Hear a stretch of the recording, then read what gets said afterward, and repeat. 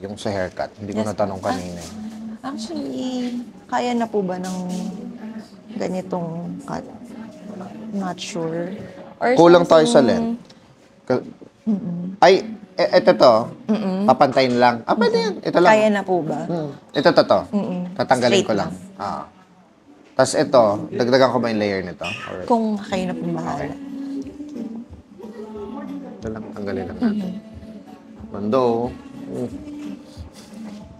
Sana all maganda. Wait lang. Sige, pa-ready ko lang, ha? Okay na tayo? Wala ka naman nilagay sa hair mo. Wala. Okay, sige. Tapos, kailangan to medyo i-soften natin yung layering para, alam mo yung... Galing kasing pixie. Ginrow out ko lang talaga. Oo. Nag-ano na no? Opo. Lilayer natin. Para pag ginaganon, madali siyang sumunod. Okay. Pa-ready ko lang yung color, ha? Okay? Ganda ang rich ng color. Kita ba yung color dyan? Ngayon, alagaan mo lang. Kasi ang magiging, ano lang yan, parang dehydration. Tapos minsan may fading. So, pora lang ang sagot. Ha?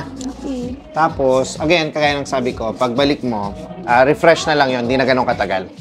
Ha? Okay. Thank you! Ayos ba yung cut? Tama lang yung length, Tama no? lang. Tinanggal ko lang yung parang buntot sa likod. Okay na. Salamat. Ingat.